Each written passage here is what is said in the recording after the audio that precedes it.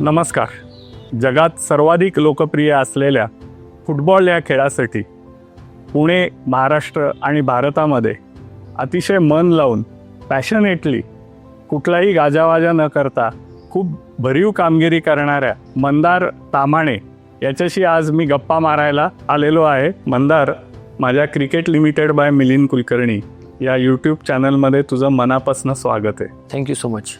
आपण गप्पांना सुरुवात करूया. तुझी फुटबॉलमधली बॅटिंग तू आता इथे करावीस अशी माझी इच्छा आहे. म्हणजे आमच्या क्रिकेटमध्ये एक टर्म आहे की जरा बॅट्समन सेट झाला की त्याला बॉल फुटबॉल एवढा दिसायला लागतो. तर तू ऑलरेडी फुटबॉल खेळतोस, त्यामुळे तुझी बॅटिंग ही अप्रतिमच होणार आहे. तर आपण असं करूया, तू नॉर्मल फ्लो आहे की बालपण तुझं, शाळा कॉलेज जे असेल तिथलं तुझं खेळात कशी आवड निर्माण झाली, फुटबॉलच खेळ का तू निवडलास, आणि मग त्याच्यामध्ये तू विविध टप्प्यांवरती वेगवेगळ्या ज्या भूमिका साकारल्या आहेस तर त्याबद्दल आपण हे करू. आणि ओव्हरऑल तुझं जे कॉन्ट्रीब्युशन आहे आज, जे काही तू काम करतोयस भारतीय फुटबॉलसाठी, हे आपल्या सर्व प्रेक्षकांना जाणून घेण्यात इंटरेस्ट आहे आणि ते तू मनमोकळेपणाने आज आमच्या पुढे उघड करावंस. तू प्लीज सुरुवात कर. थँक्यू. मला पहिलं म्हणजे तुम्ही बोलवल्याबद्दल. कुठली खेळामध्ये एकतर पहिले आपण सगळे भारतीय खेळाकडे खूप आकर्षित असतो प्रत्येक स्पोर्टमध्ये. तसं मी सुद्धा तसाच आहे. मला सगळे स्पोर्ट्स आवडतात. मी सगळे स्पोर्ट्स लहानपणीपासून बघतो. मी लहानपणी क्रिकेट पण खेळलेलो आहे, कोचिंग घेतलेली आहे PYC जिमखाना क्लबमध्ये. बॅडमिंटनची कोचिंगचे WI कॉम्प्लेक्सला रावत सर असायचे, त्यांच्याकडे घेतलेलं आहे. फुटबॉलचं मी काही कोचिंग घेतलं नव्हतं. सतपाल रावत सरांकडे. त्यामुळे मी लहानपणी जर का कोचिंगचा हा प्रकार बघितला तर फुटबॉल सोडून 2-3 स्पोर्ट्सला कोचिंग घेतलं होतं. पण मी लॉयला हायस्कूलमध्ये असल्यामुळे ती शाळा फुटबॉल सेंट्रिक होती. आणि 5वी-6वीत जेव्हा त्यावेळेला इंटर स्कूल कॉम्पिटिशन हे मिनी ज्युनियर्स आणि सिनियर्स असायचं. सो ती मिनीजची टीम, जेव्हा तुम्ही 5वी-6वीत जाता तेव्हा तुम्ही मिनीजमध्ये जाता, तर तेव्हापासून मी शाळेसाठी फुटबॉल खेळायला लागलो. ही फुटबॉलची माझी पहिली ओळख. सो जर का फुटबॉल कशामुळे झालं तर 100% लॉयला हायस्कूल मी एक मोठा वाटा त्याच्यामध्ये माझ्या स्पोर्ट्सला आकर्षित करण्याच्या ह्याच्यामध्ये कॉन्ट्रीब्यूट केलं. आणि मग मी 11वी-12वी सुद्धा कॉलेजमध्ये लॉयलातच होतो. त्यामुळे मी अंडर-19 जी आपली सुब्रोतो कप कॉम्पिटिशन असते त्याच्यामध्ये पण शाळेकडनं, लॉयलाकडनंच कॉलेज लेवलला सुद्धा पार्टिसिपेट केलं. आणि त्यावेळेला आम्ही महाराष्ट्रात 3ऱ्या क्रमांकावरती येऊन आम्ही झोनल बिनल जिंकत गेलो होतो. सो तिथपासून जरा ती जास्त आवड निर्माण झाली. पण तरीसुद्धा मी कुठेही कोचिंग किंवा कुठल्याही क्लबला तोपर्यंत खेळत नव्हतो. आणि मी जेव्हा इंजिनिअरिंगला MITला सुरुवात केली 1995मध्ये, त्यावेळेला मी ऑब्व्हियसली लॉयलामधनं पासआउट झालो होतो. आणि लॉयलाची एल्सा म्हणजे एक्स लॉयला स्टुडंट्स असोसिएशन, हा त्यांचा एक क्लब ऑलरेडी होता. मग मी त्या क्लबला जॉईन झालो इंजिनिअरिंग करायला सुरुवात केल्यानंतर. आणि मग तो क्लब म्हणजे ते सगळे आता लॉयलातली मुलं म्हणजे सगळे अभ्यास करणार आहेत, डॉक्टर्स असतात, इंजिनियर्स असतात, त्यामुळे परस्यू करायला, त्यामुळे असे फोन करून लोकांना बोलवायला लागायचं की अरे मॅचेस खेळायला या वगैरे. त्या पद्धतीचं सुद्धा ॲडमिनिस्ट्रेशननी सुरुवात झाली एल्सा क्लबला. आणि मी एक 3.5 वर्ष तो क्लब हँडल करत होतो. आणि मग मी त्या क्लबच्या थ्रू पुणे जिल्हा फुटबॉल संघटनेच्या अंतर्गत जे सामने होतात इंटर क्लबचे, त्याच्यामध्ये पार्टिसिपेट करायला लागलो. आणि ऑब्व्हियसली मग MIT कॉलेजमध्ये आम्ही इंटर इंजिनिअरिंग वगैरे हे सगळं खेळायच्या याच्यामध्ये होतो. या सुरुवातीच्या काळात तुला कोचिंग वगैरे असं तू घेतलंच नाही? ट्रेनिंग असं काही कोचिंग बरोबरीने बरोबरीने खेळायचो तेवढं खेळलो, असं तेवढंच खेळलो. तुझी पोझिशन कुठली होती? मी सुरुवात केली होती मिडफिल्डर म्हणून. आणि काही कारणामुळे एल्सा हा क्लब बंद पडला. आणि मग त्यावेळेला डेक्कन 11 फुटबॉल क्लब हा त्यावेळेला पुण्यातला नंबर 1 क्लब होता. BMCC कॉलेजवरती ते ट्रेनिंग करायचे. आणि मी त्यांना जॉईन झालो. आणि तिकडे माझं ऑफिशियल कोचिंग हे साधारण मी 2nd-3rd इयर इंजिनिअरिंगला असताना त्याची सुरुवात झाली. त्यामुळे आमचे एक सुरुद खरे म्हणून कोच होते. आणि मग अनिल देशपांडे सर आणि निलेश नातू म्हणून आमचे कोच होते. सुरुत खरे रग्बीमध्ये करणारा सुरुत ते पहिले, आणि सुरुद आणि नील हे दोघं भाऊ हे पहिले डेक्कन 11चे फाउंडिंग मेंबर्स होते. सो मी त्यांच्या सुरुदच्या सरांच्या अंडर मी कोचिंग घेतलं आणि तिथे मला पहिलं माझं फुटबॉल कोचिंग असं झालं. आणि मग मी डेक्कन 11साठी परत 3 वर्ष खेळलो. मग साधारण 98-99च्या सुमारास माझं म्हणजे मी खेळत असताना माझ्या हाताला इंजुरी झाली आणि माझ्या हाताचे असे 2 तुकडे झाले होते आणि त्याच्यामध्ये आता 2 रॉड्स आहेत आणि त्यामुळे माझं खेळणं बंद झालं. म्हणजे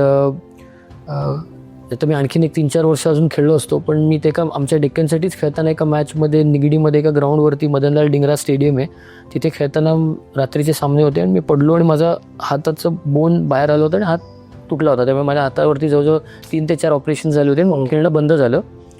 आणि त्याच दरम्यान पुणे जिल्हा फुटबॉल संघटनेमध्ये आम्ही 2 संघटना होत्या. एका संघटनेत आम्ही खेळायचो, एक दुसरी संघटना होती. मग त्यावेळेला काही कारणांमुळे आम्ही आमची संघटना सोडून दुसऱ्या संघटनेमध्ये जायचं ठरलं. आणि मग त्यावेळेला आमच्या एका संघटनामध्ये आमचे एक राजेश भोसले सर म्हणून होते, ते एक पदाधिकारी होते त्या संघटनेमध्ये. मग आमच्या लोकांनी असं ठरवलं की जर का ह्या संघटनेत जायचं तर आपल्याला ती पोस्ट परत आपल्या क्लबच्या एका मेंबरला तिथे मिळाली पाहिजे, जर का आपण संघटना बदलून तिथे चालत असू तर. ते करत असताना तिथली संघटनावाले म्हटले की हा राजेश भोसले सर चालणार नाहीत, कारण ते ह्या कमिटीमध्ये होते, तर त्यांना आम्ही नाही घेऊ शकत, तुम्ही दुसऱ्या कोणाला तरी नेमा. तर त्यावेळेला आमच्या क्लबच्या लोकांनी, माझा हात तुटला होता, माझं खेळणं बंद झालं होतं, तर मग तू का नाही जात. मग 1999मध्ये मी PDFAला तिथे जॉईन झालो आणि that again became one start as a administrator in Pune football. म्हणजे थोडक्यात असं मी म्हणेन की जरी बरेच स्पोर्ट्समनचं काय होतं की इंजुरी झाली किंवा नोकरी लागली किंवा घरातल्या काही जबाबदाऱ्या आल्या किंवा कुठेतरी 1-2 सिलेक्शनमध्ये बाहेर गेले तर ते सोडून देतात आणि they don't follow their passion. पण तू हे पहिल्यापासून निर्धार केला होतास की तू ती पॅशन फॉलो करायची? नाही, असं काही तेव्हा विचार? तसं काही नव्हतं. म्हणजे मी काही माझ्या डोक्यात नव्हतं की मी as a career in sports हे करीन म्हणून. आमची फॅमिली बिझनेस फॅमिली आहे. आमचा ऑटोमोबाईलचा बिझनेस होता आणि ॲज युजल पेरेंट्सची एक एक्सपेक्टेशन असते की मुलांनी तो बिझनेस पुढे न्यावा. बरोबर. आणि त्या हेतूनीच मी इंजिनिअरिंगला गेलो, मेकॅनिकल इंजिनिअरिंगला. मला चॉईस असतं तर मी प्रॉब्ली इंजिनिअरिंग केलं नसतं, पण त्या कारणामुळे मी mechanical engineering, idea was to me getting in to the business and pursuing it.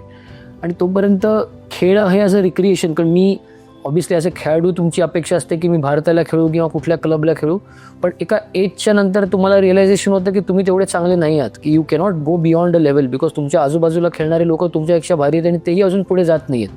हे सेल्फ रिअलायझेशन फार महत्त्वाचं असं मला वाटतं.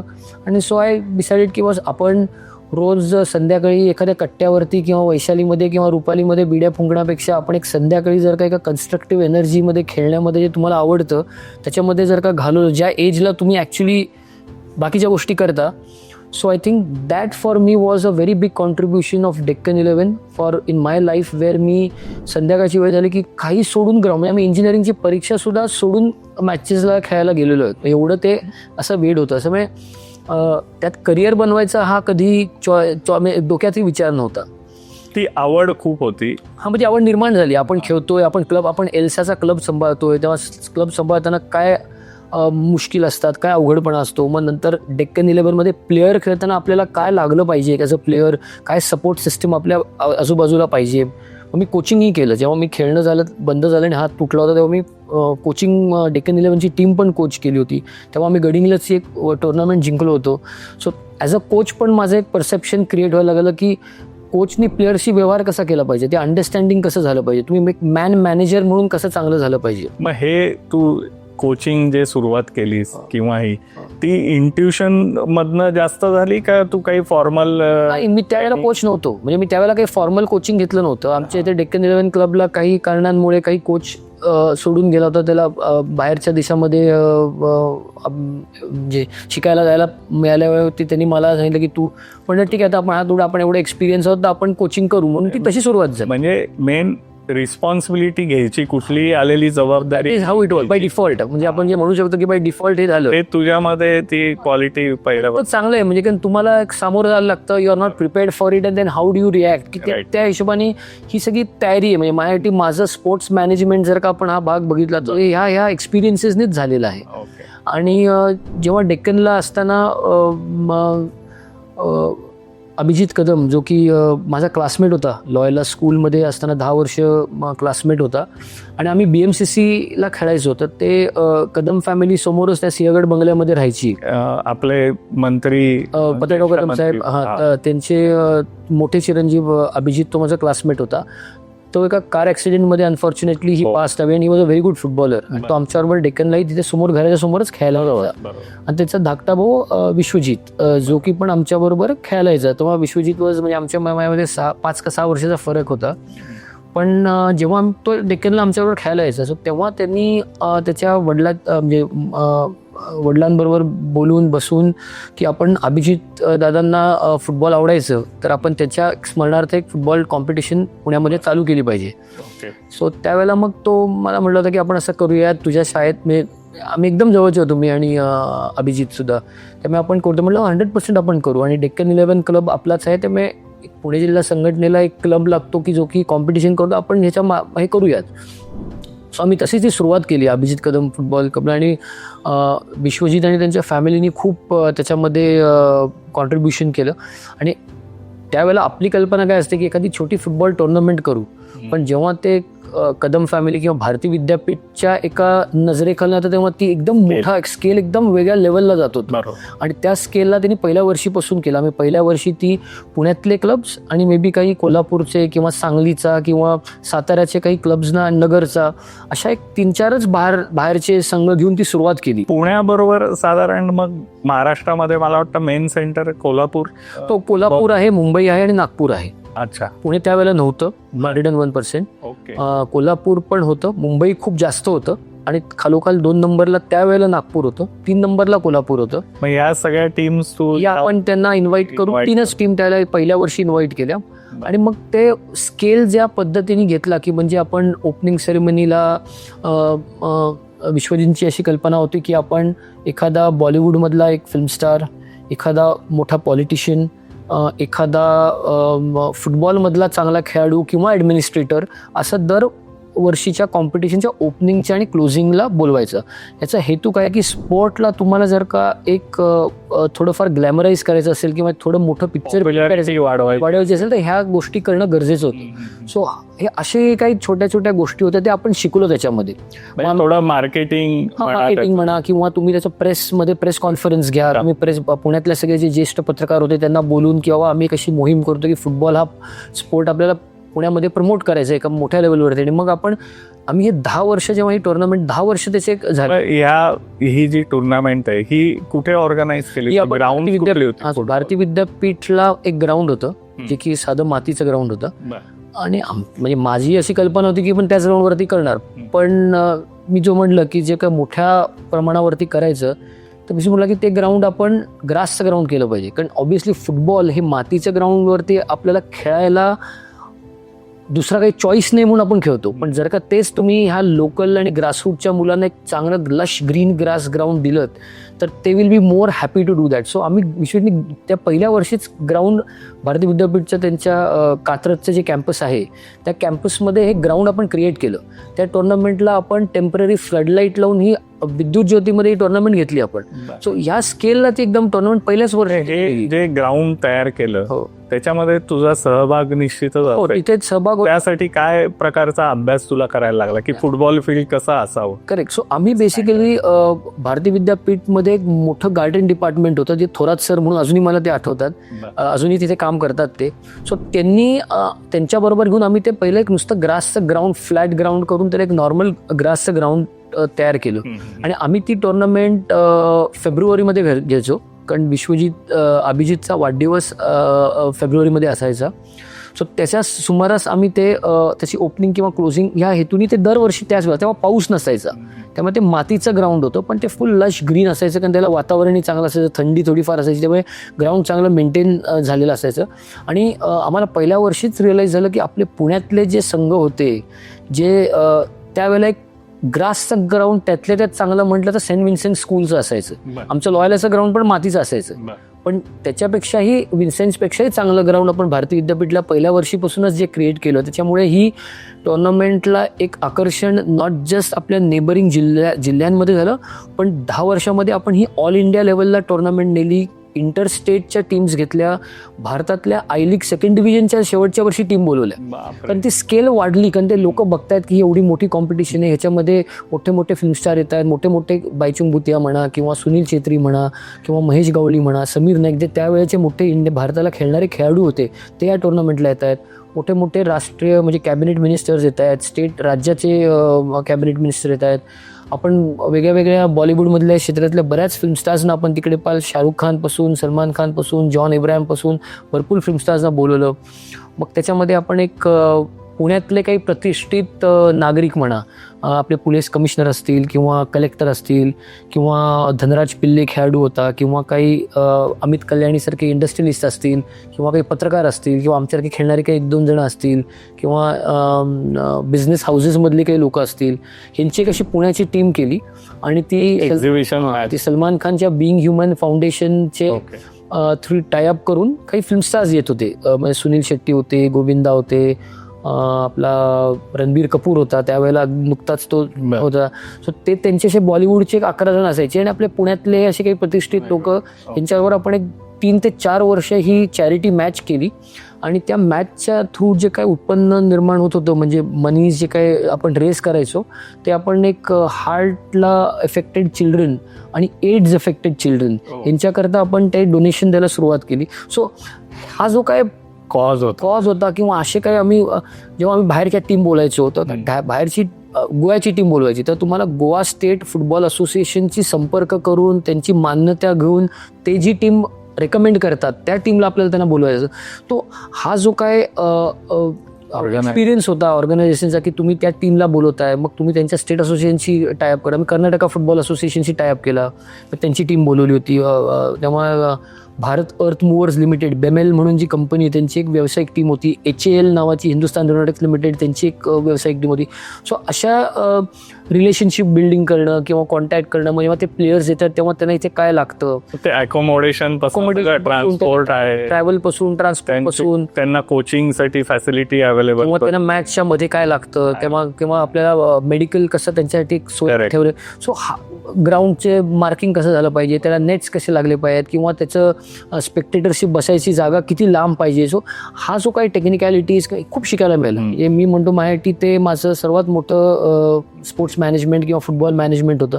पत्रकारांशी कसं व्यवहार करायचा, त्यांना काय सगळं, म्हणजे तू ऑलमोस्ट सिंगल हँडेडली. म्हणजे आमची टीम होती एक चांगली.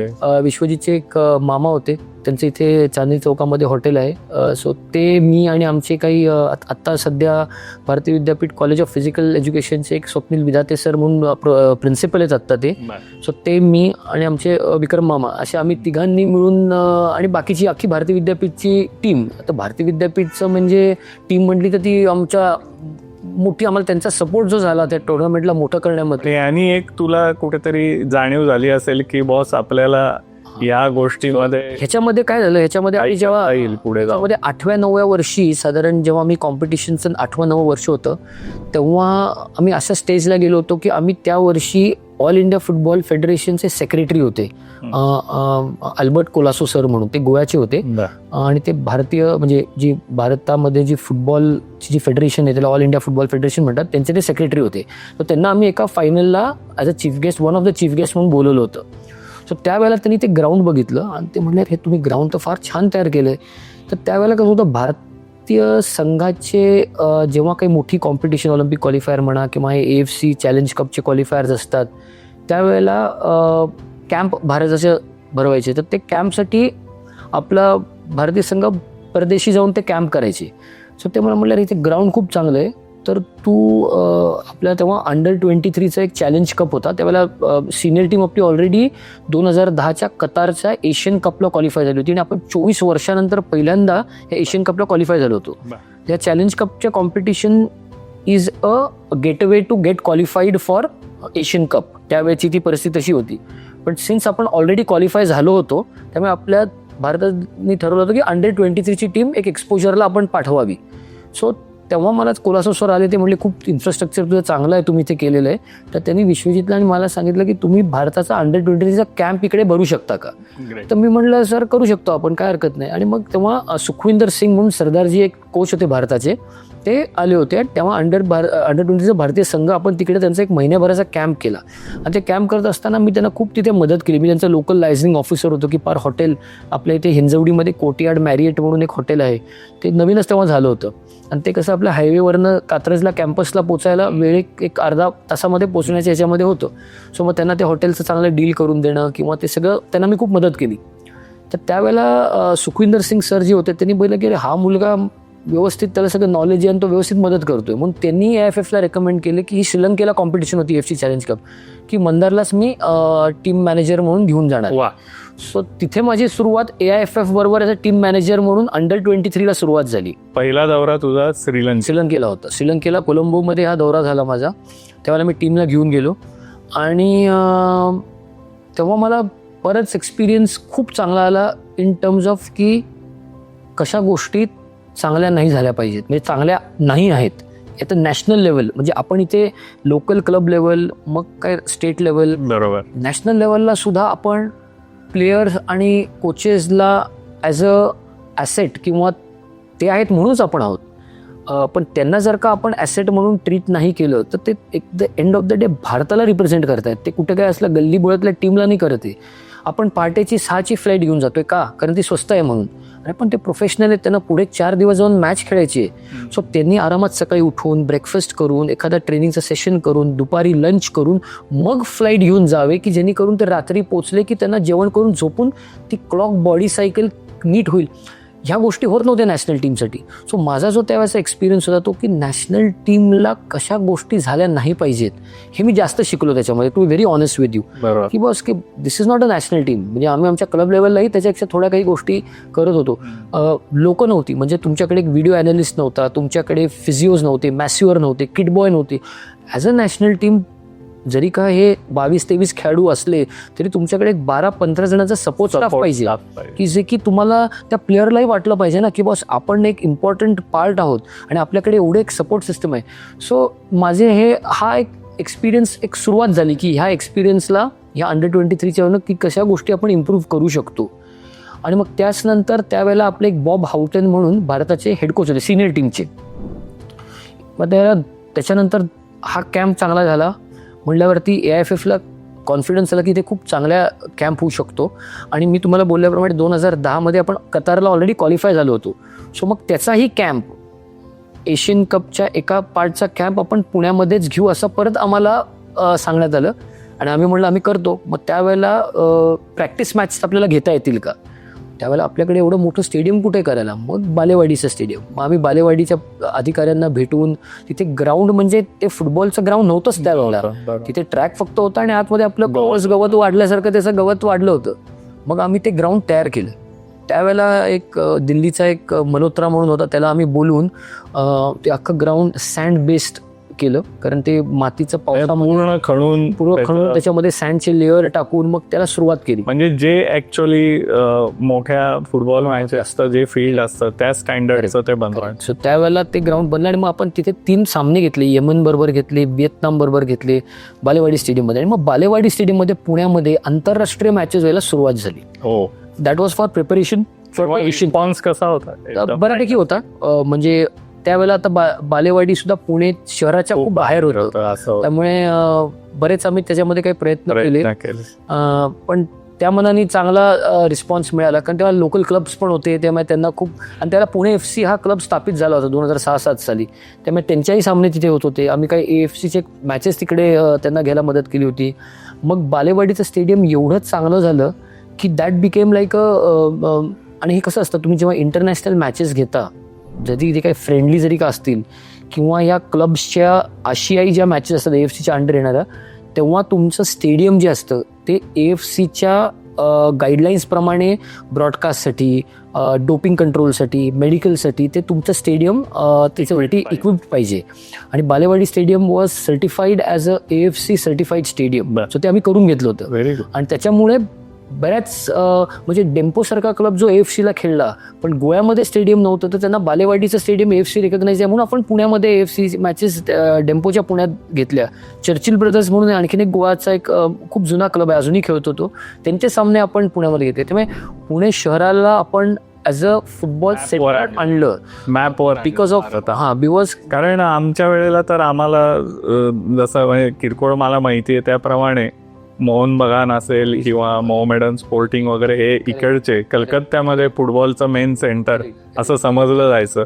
त्याच्यानंतर गोव्यामध्ये जसं साळगावकर आणि ते बाकी चर्चिल ब्रदर्स आणि येते होते, असे काही होते. आणि याच्या व्यतिरिक्त असं फारसं काही हालचाल फुटबॉलमध्ये नव्हती. तर तुझ्या एफर्ट्सनी आणि तू जे काही हे तुझं आय थिंक त्याच्यामध्ये 2-3 कॉन्ट्रीब्युशन्स आहेत. एक म्हणजे Abhijit Kadam football cup he tournament was the I think the catalyst for हे सगळे होण्याकरता. दुसरा याच्यामध्ये भाग असा आहे की पुणे जिल्हा फुटबॉल संघटनेचे जे 2 संघटना होत्या त्या 2006 खाली विश्वजित कदमच्या अध्यक्षतेखाली ती एकच संघटना बनवून त्या सगळ्या पसाराला आपण एकत्र आणलं. तोच दुसरा फॅक्टर मोठा फॅक्टर होता तो. आणि त्याच्यामध्ये चॅरिटी कमिशनरच्या कोर्टामध्ये म्हणजे मी थोडंसं लिगल गोष्टी पण शिकलो. 2 वर्ष आम्ही त्या घटनेवरती काम बीम केलं. आणि तिसरा भाग याच्यामध्ये की पुणे फुटबॉल क्लब जो की पिरामल मुंबईचा जो पिरामल ग्रुप आहे, अशोक पिरामल ग्रुप, त्यांच्या म्हणजे ते मालक होते त्या क्लबचे, त्यांनी पुण्यामध्ये हा क्लब स्थापन करायचं 2006-07 साली त्यांनी हे केलं. सो हे 3 गोष्टी वर म्हणजे मेन कॅटलिस्ट की पुण्यामध्ये ह्या सर्व गोष्टी पुण्यामध्ये आल्या. भारतीय संघटनाचे भारतीय टीमचं कॅम्प होणे किंवा ह्या इंटरनॅशनल मॅचेस होणे, तर ह्या सगळ्याला ह्या 3-4 गोष्टी कॉन्ट्रीब्यूट होतो. आणि मी आणि आमचे जे काही सहकारी होते आम्ही ह्याच्यामध्ये फार म्हणजे खूप मेहनत घेतलेली आहे. मला वाटतं याच्यामध्ये मी ज्या ऑफिसमधनं येतो आताचं GST आहे त्यातले आमचे सहकारी अशोक कुट्टी सर अध्यक्ष होते एका पुणे जिल्हा फुटबॉल संघटनेच्या. आणि त्यांना बरंच GST आणि तेव्हा GST नव्हतं म्हणा, पण एक्साईजमध्ये असल्यामुळे ते लिगल साईडला खूप स्ट्रॉंग होते.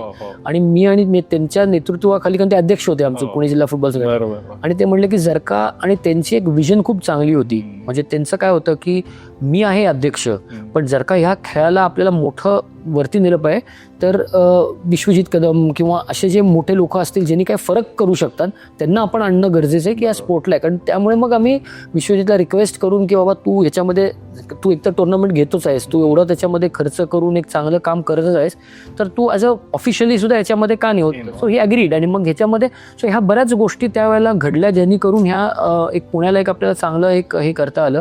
आणि 2010 जेव्हा एशियन कपची सिनियर टीम गेली, त्याच्या अगोदर मी अंडर 23चा मॅनेजर होतो. पण एशियन कप कतारमध्ये जेव्हा झाला तेव्हा मी त्या टीमचा मॅनेजर नव्हतो. आणि जेव्हा ती टीम परत आली तर त्यावेळेस एक चौधरी सर म्हणून मॅनेजर होते, ते काही कारणाने सोडलं. मग मला AIFFने आणि कोलासो सरांनी विचारलं की बा तू आता अंडर 23चा मॅनेजर झाला होतास आणि आता आपले हे मॅनेजर संपलेले आहेत, म्हणजे सोडून गेलेले आहेत, तर आता मलेशियामध्ये एक AFC कप आहे, त्याच्यामध्ये आपली भारतीय संघ जाणार आहे, दिल्लीमध्ये त्याचा सराव करायचा आहे आपल्याला, तर तू मॅनेजर म्हणून येतोस का? मी म्हटलं सर मी येतो. आणि त्यावेळेला मी ऑलरेडी इंजिनियर होऊन माझ्या व्यवसायाला लागलो होतो. कॅम्पमध्ये आपलं एक वर्कशॉप आहे, त्या वर्कशॉपमध्ये मी ऑलरेडी कामाला लागलो होतो तिथे. आपलं जे भारतामध्ये प्रोफेशनल फुटबॉल खेळलं जातं त्याचे ज्या लीग वगैरे आहेत त्याच्याबद्दल आता तू सो बेसिकली जसं अगोदर मी बोललो की मला ह्याच्यामध्ये करिअर करायचा हा कधी उद्देश नव्हताच.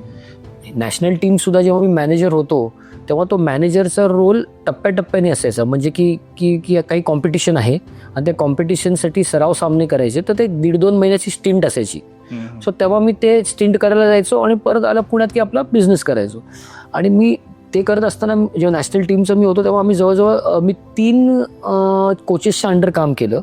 एक आपले बॉब हाउटनचे ज्यांच्यावर सुरुवात केली, मग अरमान कोलासो म्हणून डेम्पोचे फार सक्सेसफुल कोच होते, ते मग भारतीय संघाचे कोच झाले, त्यांच्याबरोबर मी ॲज अ मॅनेजर काम केलं. आणि मग एक सॅव्हिओ मडिरा म्हणून होते, त्यांच्याबरोबर 3 मी एक 2.5 वर्ष मी जेव्हा मॅनेजर होतो तेव्हा त्याच्यामध्ये 3 कोचेस बरोबर मी काम केलं. आणि त्याच्यानंतर सॅव्हियो सरांनंतर एक आपले डच कोच आले विम कोअरमार्स म्हणून, जे की आत्ता AFC मध्ये डेप्युटी टेक्निकल डिरेक्टर आहेत AFCचे. हे डच कोच होते. आणि ते जेव्हा आले तेव्हा ते म्हणले की मला मॅनेजर 24 तास फेडरेशनला काम करणारा पाहिजे. आणि मी 24 तास काम करणारा नव्हतो, मी स्टिंट वाईज करणारा होतो. मी म्हटलं बस मी कायमचा तिथे येऊ शकत नाही, मला इथे माझा व्यवसाय आहे, मग सॉरी आपण शेक हँड करू, तुम्ही तुमच्या मार्गी मी माझ्या मार्गी. म्हणून मी ते AIFFचं मग त्यावेळेला मॅनेजरचं 2012च्या एंडच्या सुमारास माझं ते संपलं होतं. 2013मध्ये माझा एक शाळेतला मित्र आहे कुणाल अगरवाल म्हणून लॉयलामध्ये होता. आणि तो ह्या JSWचे जे मालक आहेत जिंदल, त्यांच्याशी त्याची फॅमिली रिलेशन्स होते. आणि जिंदल फॅमिली एक वर्षातनं एकदा त्यांचा बेलारीला म्हणजे विजयनगरला स्टील प्लांट जिथे आहे तिथे ते अख्ख्या जिंदल फॅमिलीचं गेट टुगेदर करतात. आणि 150-200 फॅमिली मेंबर्स पार भारतातभर त्यांचे तिकडे येतात. सो कुणाल तेव्हा तिकडे गेले असताना तिथे त्यावेळेला आपले पुणे जे म्हणजे ऑल इंडिया फुटबॉल फेडरेशनचे अध्यक्ष प्रफुल्ल पटेल साहेब होते. आणि प्रफुल्ल पटेल आणि त्यावेळेला आय लीग ही भारताची नंबर 1 लीग होती, ज्याच्यामध्ये तुम्ही म्हणल्याप्रमाणे मोहन बगान, ईस्ट बेंगॉल, मोहम्मडन, डेम्पो, चर्चिल, सलगावकर हे बरेच जुने क्लब्स त्याच्यामध्ये खेळणारे क्लब्स होते. आणि त्या आय लीगचे चेअरमन आपले त्यावेळेचे व्हिडिओकॉनचे वेणुगोपाल धूत म्हणून होते, ते चेअरमन होते. आणि सज्जन जिंदल जे की JSWचे मालक आहेत ते त्याचे व्हाईस चेअरमन होते आय लीगचे. सो ते प्रफुल्ल पटेल साहेब त्यांना म्हणत होते की अरे तू व्हाईस चेअरमन आहेस पण तू काहीच तुझं कॉन्ट्रीब्युशन नाही, तर तू एक क्लब का नाही चालू करत. तर ते म्हणले की अरे मी काय, माझं काय स्पोर्ट्समध्ये मला काय आता तसं हे नाही आहे. आणि त्यावेळेला सज्जनजींचे जे चिरंजीव आहेत पार्थ जिंदल, जे की आत्ता सगळं JSWच्या स्पोर्ट्स जे मॅनेज करतात, ते त्यावेळेला US मध्ये शिकत होते, ब्राऊन युनिव्हर्सिटीमध्ये he was pursuing his studies. So ते म्हणले अरे आता पार्थ पण नाही तर मी कसं हे करणार. तर असं त्यावेळेला ती चर्चा होती. जेव्हा ह्यांचं फॅमिली गेट टुगेदर तिथे झालं आणि कुणाल तिथे गेला होता तेव्हा हा विषय सज्जनजींनी कुणालला सांगितलं की बाबा असं मला प्रफुल्लभाई मागे लागले की तू क्लब चालू कर म्हणून. तर कुणाल आणि कुणाल हा फुटबॉलमध्ये आर्सेनल क्लबचा भयंकर मोठा फॅन आहे. तो सिंध सोसायटीमध्ये राहतो आणि त्यांनी त्याच्या घरामध्ये त्याचा एक बार आहे. त्या बारमध्ये हे असे सोफे पण आर्सेनलचे, ते आर्सेनलचे रंग लाल आणि व्हाईट आहेत. त्यामुळे त्याचे पार टीचे कोस्टर्स म्हणा किंवा ग्लास म्हणा किंवा कप म्हणा किंवा तिथलं पूल टेबल म्हणा किंवा त्याचे टिश्यू पेपर म्हणा, हे सगळं त्यांनी आर्सेनलचं केलं होतं. तो वेडा त्या क्लबचा फॅन आहे. सो तो सचिनजींना म्हणला की त्याच्या मैं करता हो ना, म्हणजे मी फॅन आहे. तर ते म्हणले ठीक आहे करो. सो तेव्हा कुणालनी मला तिकडनं फोन केला आणि मी तेव्हा माझे काही पुण्यातले शाळेतले मित्र आहेत, डॉक्टर केतन पै म्हणून आहेत, आपले युरोलॉजिस्ट आहेत पुण्यातले मोठे. सो त्यांच्याने आमची फॅमिली अशी आम्ही मैसूरमध्ये वेकेशनला गेलो होतो. आणि त्यांनी मला फोन केला की अरे म्हणतात असं सजनजी म्हणतात तुझा तर एक्सपिरियन्स, तू भारतीय विद्यापीठमध्ये अभिजित कदम एवढी 10 वर्ष केली, इंडियन टीमचा मॅनेजर पण आहेस, तू इथे सगळे मॅचेस इंटरनॅशनल क्लबच्या मॅचेस करायला मदत केलं आहे, तर असं आता करायचं तर आपल्याला करता येईल का, तू एक प्रेझेंटेशन करशील का. मी करून देतो प्रेझेंटेशन. सो त्यांना मी क्लब जर का फॉर्म करायचा झाला तर आपल्याला काय केलं पाहिजे म्हणून त्याला मी प्रेझेंटेशन दिलं आणि मी आपल्या कामाला लागलो होतो. सो त्यावेळेला आणखीन एक गोष्ट अशी महत्त्वाची आहे की जेव्हा हे AIFFनी मग ठरवलं की काही कॉर्पोरेट क्लब्सना एंट्री द्यावी, कारण सचिनजी म्हणले असतील की आपल्याला त्याच्यामध्ये जायचं, त्यामुळे त्यांनी एक ओपन हाऊस दिल्लीला केलं होतं. आणि त्यावेळेला बरेचसे व्यावसायिक ह्याच्या क्षेत्रातले क्रिकेटमधले पण ज्यांना फुटबॉलमध्ये यायचं होतं ते लोक त्या मीटिंगला आले होते. आणि मी त्यावेळेला जिंदलबरोबर गेलो नाही, पण आपल्या पुण्यामध्ये वेंकीज ग्रुप आहे आणि त्यांचा ब्लॅकबर्न रोवर्स म्हणून इंग्लंडमध्ये त्यावेळेला त्यांनी क्लब घेतला होता. सो तेही गेले की बाबा भारतामध्ये जर का फुटबॉल क्लब घ्यायची संधी मिळत असेल तर आपणही जाऊ. आणि त्यावेळेला त्यांचे एक सोहेल शेख म्हणून आहेत जे की ते क्लब आत्ताही हँडल करतात. ते म्हणले अरे मंदार तू पण फुटबॉलमध्ये पुण्यात काम केलंस तर तू जरा चल माझ्याबरोबर दिल्लीला, आम्ही तुझं तिकीट करतो आणि तू चल, आपण त्या मीटिंगला अटेंड करू. सो मी त्या मीटिंगला वेंकीसच्या थ्रू तिथे गेलो होतो आणि तिथे जिंदलवाले पण सगळे मीटिंगला आले होते. आणि मग ते ठरले बिरले आणि मग शेवटी ते जिंदलला क्लब तो मिळाला. They were the ones which got the club. आणि मग मला कुणालचा फोन आला की अरे आता क्लब मिळाला, आता काय करायचंय. म्हटलं अरे आता प्रेझेंटेशन दिलं त्याच्याप्रमाणे तू कर, पुढे नाही यार आपल्याला तू मदत कर. म्हटलं ठीक आहे. म्हटलं पहिला क्लब केला तर आपल्याला कोच घेणं आवश्यक असतं. तर म्हटलं आपण एक भारतातले जे चांगले कोच आहेत त्यांना आपण, आणि कसं JSW. मी तुला जस्ट ब्रेक करतो थोडं की हे आता बेंगळुरू FC हा क्लब जॉईन झाला नाही, झालं अजून जॉईन झालेलं नाहीये मी. पण मग ह्या प्रोसेसमध्ये असताना जे आधीचे क्लब होते त्याच्यामध्ये इंटरनॅशनल प्लेयर्स होते ना. प्रत्येक क्लबला तसा रूल होता की तुम्ही 4 आंतरराष्ट्रीय खेळाडू घेऊ शकता. मध्ये ते त्यावेळेपासून तो रूल होता. अच्छा, बरं. सो मला तो इंटरनॅशनल प्लेयर्स खेळत होते. इंटरनॅशनल कोचेस होते, इंटरनॅशनल प्लेयर्स होते.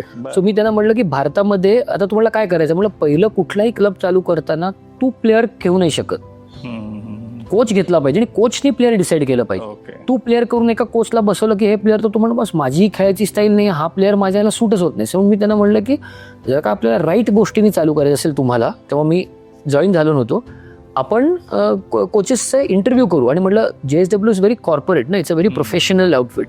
त्यामुळे आम्ही इथे JW मॅरियटला एक मीटिंग हॉल केला. आम्ही एक 5-6 भारतात जे कोच करणारे होते, भारतीय आणि आंतरराष्ट्रीय सुद्धा, त्यांना आम्ही तिकीटं देऊन तिथे बोलवलं.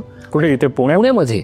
आणि भारतीय विद्यापीठमध्ये आम्ही त्यांचे इंटरव्ह्यू घ्यायला 1-2 दिवसामध्ये, एकाला 2 तासाचा स्लॉट, मग दुसरा 2 तासाचा स्लॉट. आणि भारतातले मोठे कोचेस त्यांना आम्ही, त्यातला एक इंटरनॅशनल कोच होता जे की मुंबई FC ला होते, पण ते थायलंडमध्ये होते. थायलंडमधून व्हिडिओ कॉन्फरन्सिंगचा इंटरव्ह्यू आम्ही केला. मग एक आथर पापस म्हणून ऑस्ट्रेलियाचे कोच होते जे की डेम्पोचे कोच होते, त्यांना आम्ही इंटरव्ह्यूला बोलवलं होतं. असे मी एक 6-7 जणांचे कोचेस घेतले होते, बोलवले होते आम्ही. आणि मग आम्ही ठरवलं होतं की असं आपण त्याच्यातला एक चूज करायचा कोच. सो त्यातल्या एक कोचला आम्ही असिस्टंट कोच म्हणून प्रद्युम रेड्डी म्हणून होते. त्यावेळेला आपले इथे शिरीष कुलकर्णी, DS कुलकर्णींचे चिरंजीव, त्यांनी एक क्लब इथे शिवाजीयन्स, DSK शिवाजीयन्स म्हणून चालू केला होता. आणि तिथे काम करणारे एक प्रद्युम रेड्डी म्हणून होते, आणि ते बेंगलोरचे होते.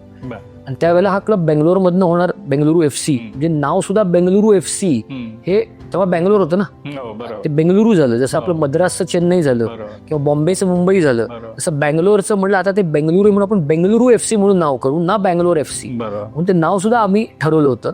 सो ते बेंगलुरू FC तर बेंगलोरचाच कोच आहे. आणि त्याला आपण, आणि तो थोडासा स्कॉटिश इंडियन आहे, म्हणजे is not, is Indian but तो स्कॉटिश त्याचे असल्यामुळे त्याला तो स्कॉटिश इंडियन आहे, म्हणून त्याला आपण ॲज अ असिस्टंट कोच करू, कारण तो बँगलोरचा आहे, त्याला लोकल तिथली माहिती आहे.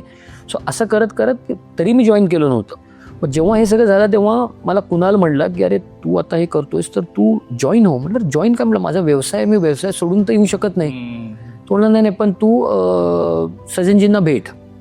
सो मग आम्ही सजनजींशी बोललो, आणि त्यावेळेला ते म्हटलं की मला असे भारतातले बेस्ट प्लेयर्स पाहिजेत.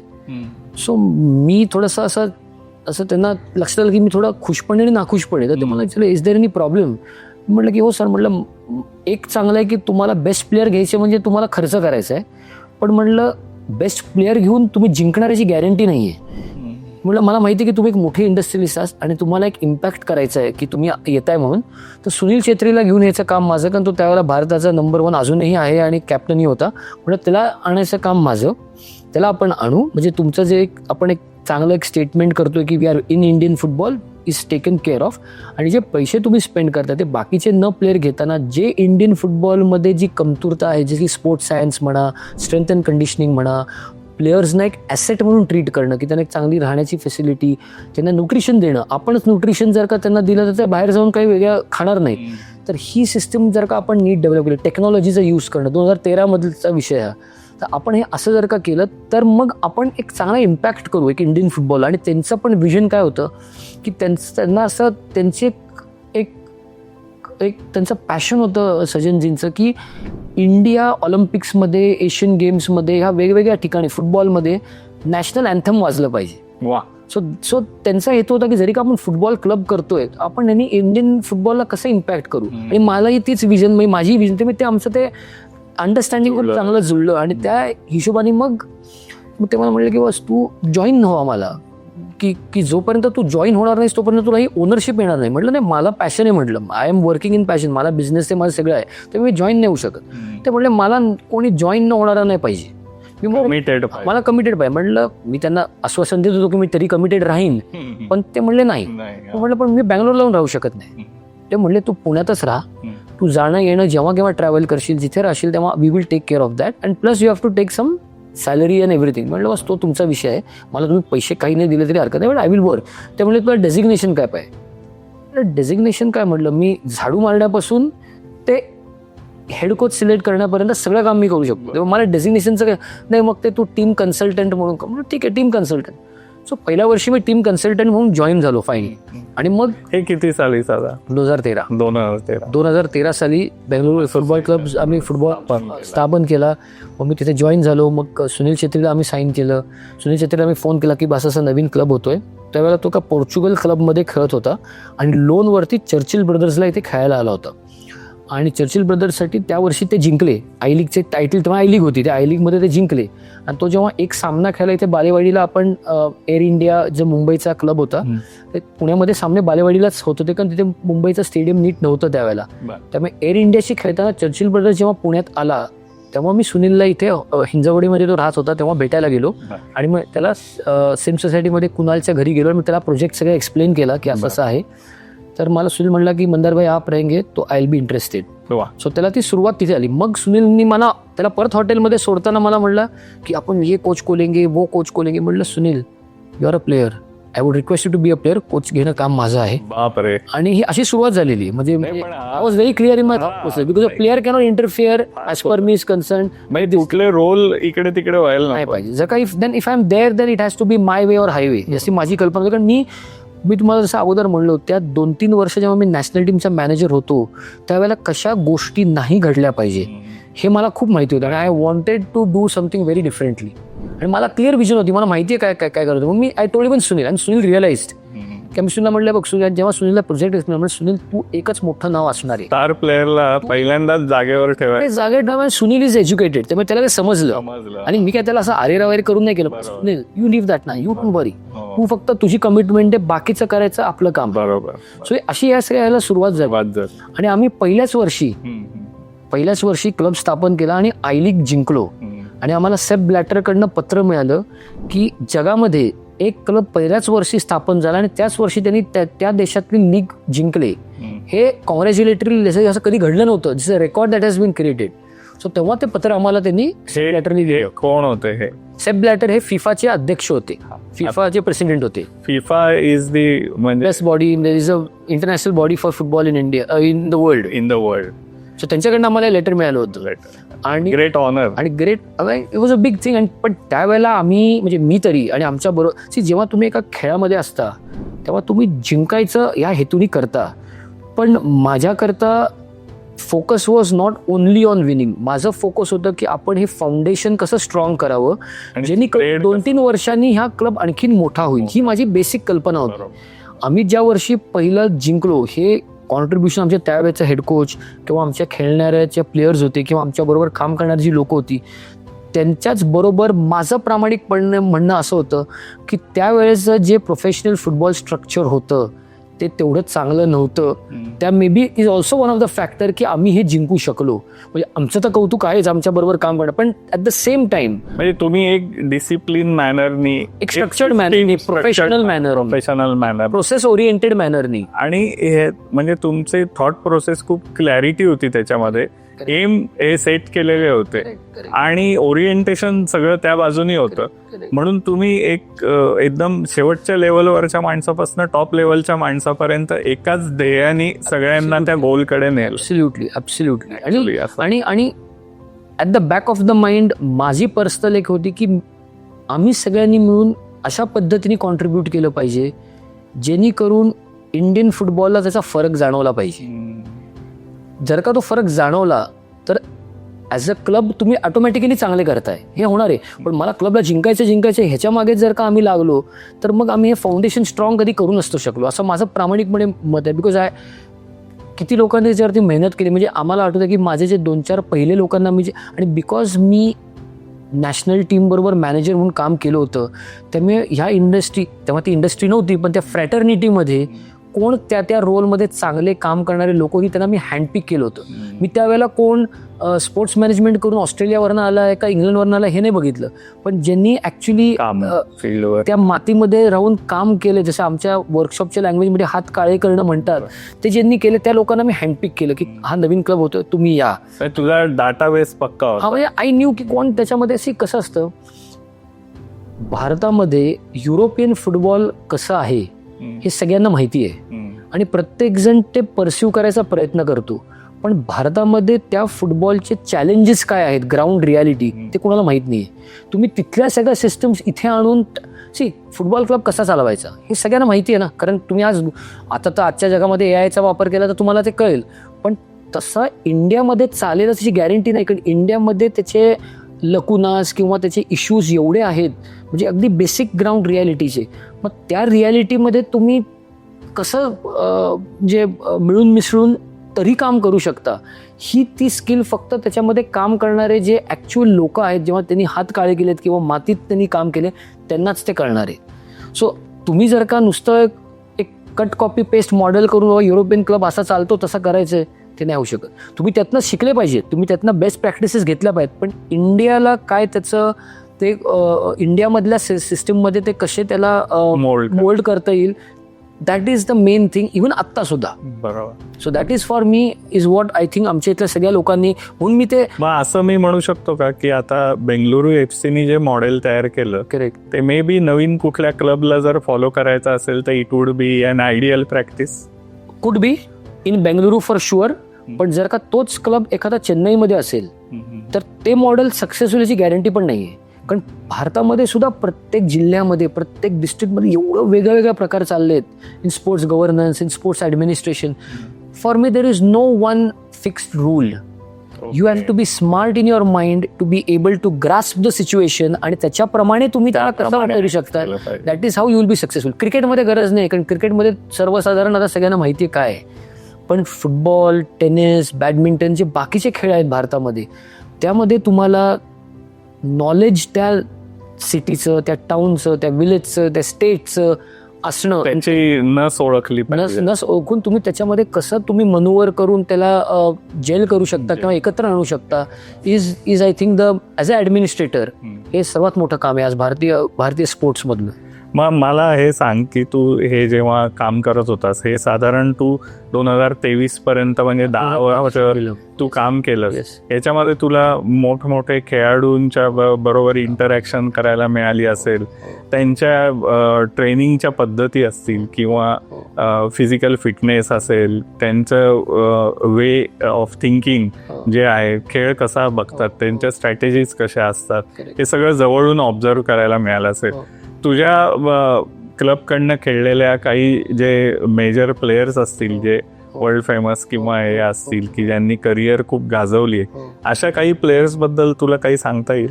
हो, म्हणजे एक गोष्ट म्हणजे आम्ही 10 वर्ष जे बेंगलुरू FC मध्ये काम केलं त्याच्यामध्ये आम्ही जवळजवळ 7 ट्रॉफीज जिंकलो. म्हणजे वेगळे म्हणजे आय लीगमध्ये अगोदर होतो, ISL जिंकलो, सुपर कप म्हणून असतो तो जिंकलो, फेडरेशन कप म्हणून जिंकलो, ड्युरँड कप जिंकलो. 3 वेळेला आम्ही रनर्सअप होतो. मी आय लीगचा एकदा रनरअप होतो, ISLचे 2दा रनर्सअप होतो. त्यामुळे विनर आणि रनरअप म्हणून 10 वर्षात 10 ते 11 ट्रॉफीज आम्ही जिंकलो आहे. पण जर का तुम्ही मला विचारलं की अरे हे तर खूप मोठं आहे, माझ्यासाठी ते मोठं नाही आहे. कारण स्पोर्ट्समध्ये जिंकणं हारणं is part and parcel of the game. Right. पण how your work can impact the sport or the club is what माझ्यासाठी एक खूप मोठं आहे.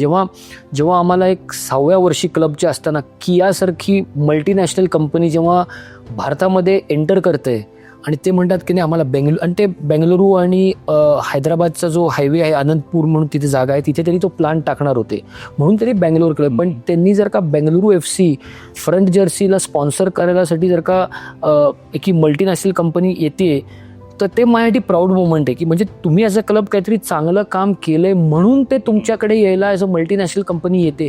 सो हा एक माझ्यासाठी एक यार्डस्टिक होता. सेकंड माझ्यासाठी यार्डस्टिक, तुम्ही प्लेयर्सचा विषय केला तेव्हा जेव्हा वर्षी आम्ही चालू केला क्लब 2013 मध्ये, त्यावेळेला आमच्याकडे सुनील छेत्री आणि एक रॉबिन सिंग असे 2 भारताचे खेळाडू होते जे की भारताला पण रिप्रेझेंट करणार होते. फक्त 2च होते. एक वेळ बेंगलुरू FC मध्ये असताना असं झालं की भारतामध्ये स्टार्टिंग 11 मध्ये 11 खेळाडू असतात. त्या 11 खेळाडूंपैकी 6 खेळाडू स्टार्टिंग 11चे हे बेंगलुरू FC होते. वा. 9 खेळाडू आमचे 21च्या स्क्वॉड मधले होते. 21च्या स्क्वॉडमध्ये 9 बेंगलुरू FC खेळाडू आणि 6 ते स्टार्टिंग 11चे खेळाडू होते. ते माझ्यासाठी सर्वात मोठं काम आहे की तुम्ही जे कॉन्ट्रीब्यूट करताय त्यांनी भारताच्या टीमला तुम्ही इम्पॅक्ट करताय. For me that was my achievement in Bengaluru FC other than this trophies. Youth academy आम्ही चालू केली, रेसिडेन्शियल अकॅडमी आम्ही चालू केली. रेसिडेन्शियल अकॅडमी चालू करून आता रेसिडेन्शियल आणि ग्रासरूट्समध्ये तुम्ही काम करता तेव्हा तुम्हाला एका दिवसामध्ये किंवा एका वर्षामध्ये रिझल्ट नाही मिळत. तुम्हाला ते 3-4 वर्षाची मेहनत झाल्यानंतर त्याचे रिझल्ट दिसायला लागतात. सो आज सुद्धा मी आता आहे नॉर्थ ईस्टमध्ये, पण बेंगळुरू FC जो मागच्या वर्षीचा संघ खेळला तेव्हा आम्ही जी अकॅडमी बनवली होती त्या अकॅडमीचे 11 खेळाडू आज बेंगळुरू FCच्या फर्स्ट टीममध्ये खेळत आहेत. सो तो पण टीम्स आहेत बेंगळुरू FC मध्ये एज ग्रुप? आम्ही अंडर-7, अंडर-9, अंडर-11, अंडर-13, अंडर-15, अंडर-17 रिझर्व्ह टीम आणि फर्स्ट टीम अशा 8 टीम आणि वुमेन्स टीम अशा 9 टीम आहेत. आता पहिल्यांदा आम्ही फक्त अंडर-15, अंडर-13, अंडर-15 आणि अंडर-17 2 केल्या. मग त्या अंडर-13, अंडर-15, अंडर-17 केल्या. मग अंडर-7, अंडर-9 आणि अंडर-11 केल्या. मग आम्हाला लक्षात आलं की अरे अंडर-17 मधली जी मुलं ग्रॅज्युएट होत आहेत ते काय फर्स्ट टीममध्ये एखादा किंवा दुसरा मुलगाच चालला आहे. पण जर का आम्ही एवढी मेहनत घेतोय, त्याच्यासाठी एवढा खर्च करतोय, कारण रेसिडेन्शियल अकॅडमी म्हणजे JSW ग्रुप त्यांचं अख्खं खाणं पिणं राहणं प्रत्येक मुलाच्या पोटी 8 ते 9 लाख रुपये खर्च करतात.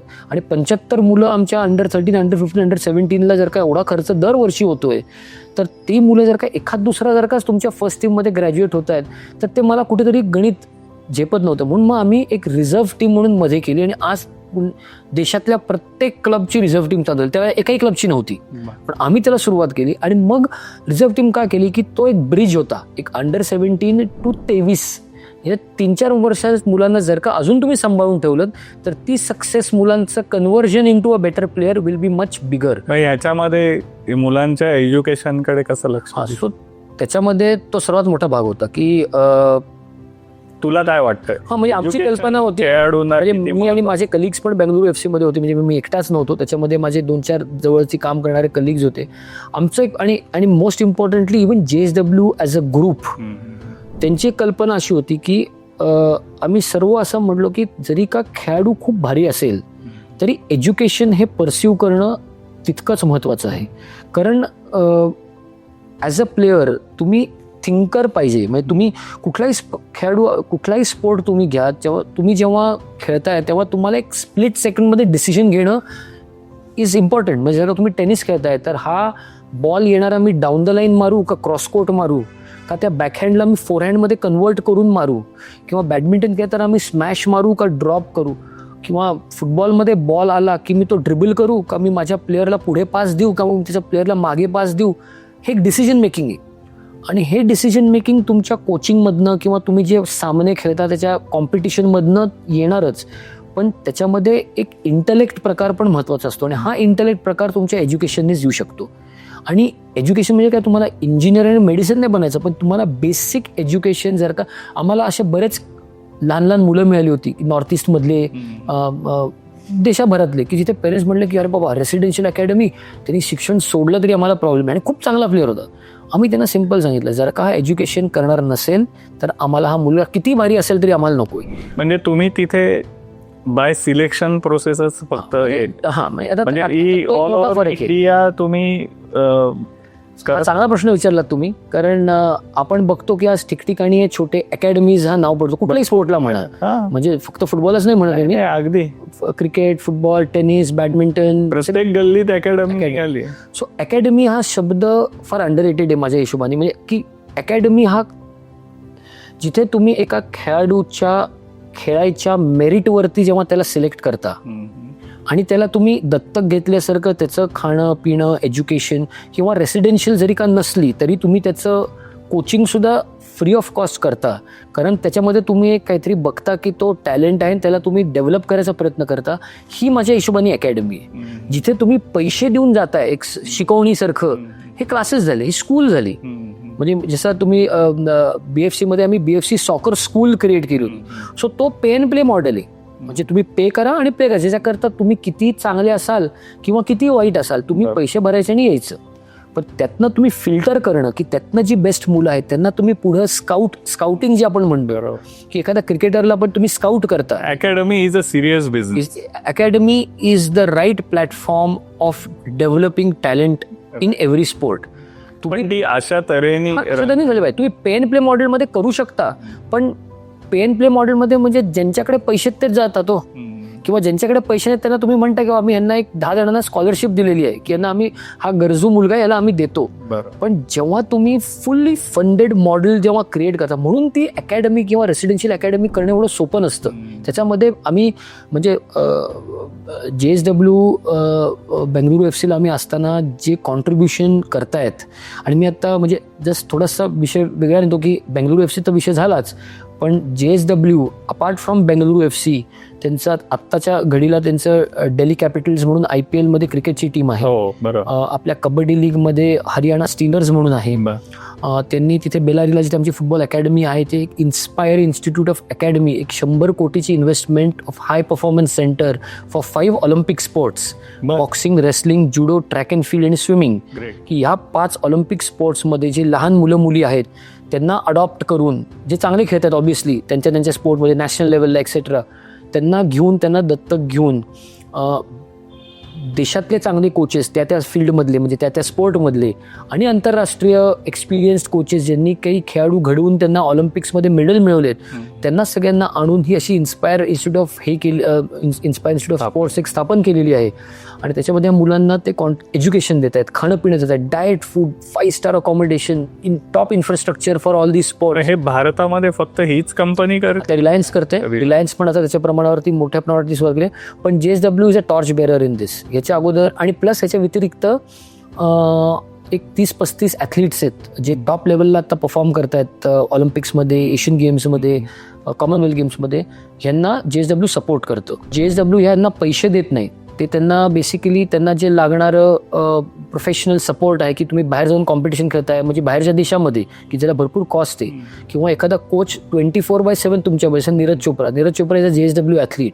2016-17 जेव्हा तो एशियन ज्युनियर चॅम्पियनशिप जिंकला त्यावेळेला JSWने त्याला दत्तक घेतलेला आहे. आणि त्याला जो आता ऑस्ट्रियामध्ये जाऊन जो ट्रेनिंग करतो किंवा त्याच्याबरोबर 24 तास एक फिजिओ असतो, 24 तास त्याच्याबरोबर एक कोच असतो, इंटरनॅशनल कोच असतो, हा सगळा सपोर्ट JSW येतो. जे काही लोकांना माहीत नाही की हे करतात. नाही, काही नाही, बहुतेकांना माहिती नाही. सो हा भाग पण मी बघितला. बरोबर. ह्याच्यामध्ये ॲथलीटला हायेस्ट लेवलला काय लागतं, टेक्नॉलॉजीचा वापर कसा झाला. पण सगळ्यात महत्वाचं हे आहे की तुम्ही या क्लबमध्ये असं एक पायंडा पाडलात म्हणू की जर का तुम्ही स्ट्रक्चर्ड मॅनरनी जसं तू म्हणालास तसं आणि अतिशय डिसिप्लिन पाळून आणि प्रोफेशनलिझमनी जर का पुढे गेलात तर तुम्हाला आज जे भारतामध्ये ऑलिम्पिक आणि इतर स्पर्धा आहेत तिथे तुम्हाला मेडल. सो आम्ही जेव्हा JSW असताना जेव्हा SEP प्रोग्राम म्हणतात, स्पोर्ट्स एक्सिलन्स प्रोग्राम, याच्यामध्ये हे सगळे जे 30-35 ॲथलीट्स म्हणलं, तर जेव्हा रिओमध्ये ऑलिम्पिक झालं तेव्हा साक्षी मलिकला पहिलं मेडल मिळालं आमच्या प्रोग्राममधनं गेल्या थ्रू. तर ती पहिली होती. आता जे टोकियोला ऑलिम्पिक झालं त्याच्यामध्ये ऑब्व्हियसली नीरजला गोल्ड मेडल मिळालं आणि अजून एका रेसलिंगमध्ये आमच्या एका ॲथलीटला ब्रॉन्झ मेडल मिळालं होतं. सो ॲज अ JSW म्हणजे ॲज अ ओनर्स सज्जन जिंदल आणि पाच जिंदल दे आर सीइंग की त्यांचे एफर्ट्स जे की त्यांना आपलं नॅशनल अँथम ऐकायचं होतं ते त्यांना नीरजच्या गोल्ड मेडलच्या थ्रू त्यांना ते ऐकायला मिळालं. So they are investing more money in that. They are contributing to the development of different sports in the country. So हे एक असे कॉर्पोरेट्स आता यायला लागलेले आहेत. JSW is the pioneer I would say. JSWच्या अगोदर हा जो स्पोर्ट्स एक्सिलन्स प्रोग्राम जो पार्ट होता तो एक मित्तल म्हणजे आपले जे मित्तल आर्सेनल मित्तल जे की स्टील परत मॅन्युफॅक्चर करणारे मोठे लक्ष्मी मित्तल आहेत त्यांचं पण एक फाउंडेशन अगोदर होतं जे स्पोर्ट्स एक्सिलन्स प्रोग्रामला सपोर्ट करणारे. पण JSW has taken it to a different level. आणि आता रिलायन्स आहे किंवा आदित्य बिर्ला ग्रुप आहे किंवा वेदांता ग्रुप आहेत, हे असे बरेच कॉर्पोरेट्स वेगळ्या पद्धतीने वेगळ्या स्पोर्ट्सच्या थ्रू काही वेगळे NGOज आहेत. जसे गो स्पोर्ट्स म्हणून आहे बँगलोरमधले आपले राहुल द्रविड वगैरे यांचे गो स्पोर्ट्स फाउंडेशन आहे, किंवा आपल्या पुण्यामध्ये लक्ष्य फाउंडेशन म्हणून पण होतं ज्यांनी बऱ्याच लोकांनी येऊन त्याला असे बरेच लोक येऊन आता स्पोर्ट्सला एव्हरी टाईम तुम्ही एका गव्हर्नमेंट किंवा एका स्टेट बॉडी नॅशनल बॉडीलाच बंदूक धरून तुम्ही काही केलं नाही म्हणून करू शकत नाही. Corporates are also coming in to it. And जर का इंडियाला ॲज अ स्पोर्टिंग नेशन म्हणून करायचं असेल तर it has to be an accumulated effort from everybody. फार ग्रासरूट्स पासून टॉप लेवलपर्यंत सगळ्यांचा हातभार लागणार आहे. बरोबर.